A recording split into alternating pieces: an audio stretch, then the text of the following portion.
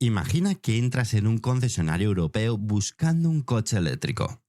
No estás buscando un lujo, no estás buscando un deportivo, no estás buscando un coche de 600 caballos, ni una batería gigantesca, ni un SUV de 5 metros. Quieres algo razonable, un coche eléctrico para ir a trabajar, para llevar a los niños al colegio, para hacer la compra, para moverte por ciudad, e incluso para salir algún fin de semana y sobre todo para no tener que gastarte 45.000 euros. Y entonces empiezas a mirar. Un utilitario eléctrico europeo se te va fácilmente por encima de los 25.000 o 30.000 euros. Un compacto eléctrico bien equipado se acerca a 35.000. Un SUV familiar eléctrico, salvo ofertas muy puntuales, empieza a moverse en cifras que para muchas familias son directamente imposibles. Pero de repente aparecen los coches chinos.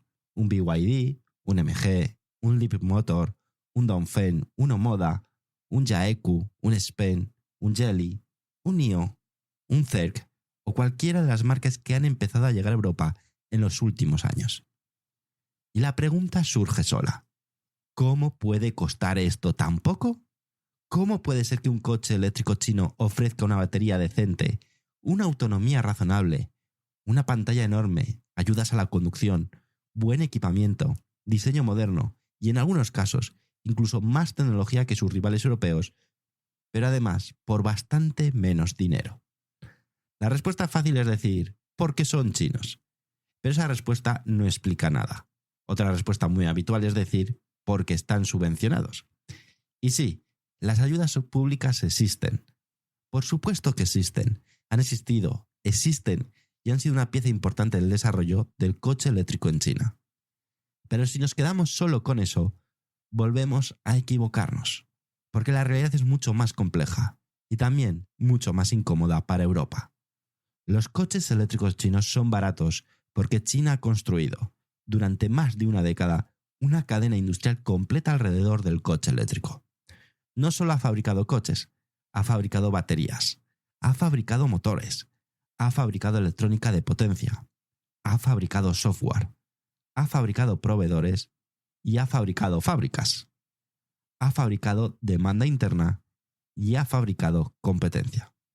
Y sobre todo, ha fabricado escala. Mientras Europa seguía debatiendo si el futuro sería diésel limpio, híbrido enchufable, hidrógeno, combustible sintético o eléctrico puro, China tomó una decisión industrial muy clara. El coche eléctrico no sería un producto premium para unos pocos, sino una tecnología estratégica de país. Y hoy estamos viendo las consecuencias. Este episodio de La Ola Eléctrica va de eso, de por qué los coches eléctricos chinos son tan baratos comparados con el de otras marcas europeas.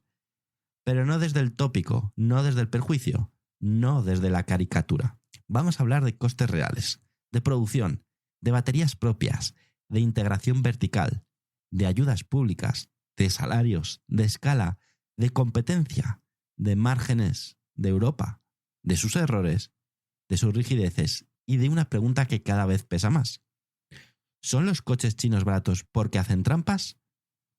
¿O porque han entendido antes que nadie cómo se fabrica un coche eléctrico de masas? Ponte cómodo porque comenzamos este programa premium de La Ola Eléctrica. Que lo disfrutes muchísimo.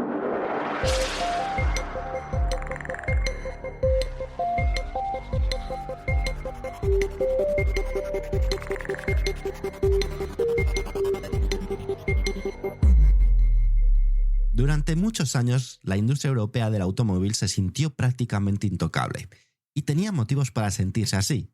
Europa tenía las marcas premium, tenía la ingeniería alemana, tenía el diseño italiano, tenía la tradición francesa en coches pequeños, tenía la eficiencia de las plataformas del grupo Volkswagen, tenía Mercedes, BMW, Audi, Renault, Peugeot, Citroën, Fiat, Volvo, Porsche, Opel, Seat, Skoda e incluso Cupra. Europa sabía hacer coches. Y no solo sabía hacer coches, sabía venderlos con margen. Durante décadas la industria europea construyó su modelo alrededor de una idea muy concreta: fabricar vehículos cada vez más sofisticados, cada vez más seguros, cada vez más equipados, cada vez más grandes y por tanto cada vez más caros. El coche pequeño dejó de ser prioritario porque dejaban poco margen. El utilitario de acceso se fue encareciendo. Los fabricantes empezaron a empujar al cliente hacia el SUV, hacia el acabado alto, hacia el paquete tecnológico, hacia la financiación, hacia el renting, hacia el producto de mayor valor añadido. Eso funcionó durante mucho tiempo. Funcionó con el diésel, funcionó con la gasolina, funcionó incluso con el híbrido, funcionó con los SUV, funcionó con el cliente europeo acostumbrado a pagar más por una marca conocida, una red de concesionarios amplia y una percepción de calidad consolidada. Pero entonces llegó el coche eléctrico. Y el coche eléctrico cambió las reglas. Porque un coche eléctrico no se construye igual que un coche de combustión. No se piensa igual. No se compra igual. No se escala igual. No depende de los mismos proveedores. No tiene los mismos componentes críticos. No tiene caja de cambios compleja. No tiene motor térmico. No tiene sistema de escape. No tiene turbo. No tiene embrague. Y no tiene inyectores. Tampoco tiene catalizador. Ni tiene filtro de partículas. El corazón del coche eléctrico es otro. El corazón del coche eléctrico es la batería, como ya pudimos ver en anteriores programas de la ola eléctrica. Y ahí, Europa no tenía el control. Europa podía tener las mejores marcas, las mejores chasis, las mejores suspensiones, los mejores acabados interiores y una enorme tradición industrial. Pero cuando el elemento más caro del coche pasó a ser la batería, Europa descubrió que dependía de Asia. Y más concretamente, cada vez más de China. China no se limitó a fabricar coches eléctricos. China fabricó... ¿Te está gustando este episodio? Hazte fan en iVoox para acceder a este y al resto de sus episodios extra desde otras aplicaciones de escucha.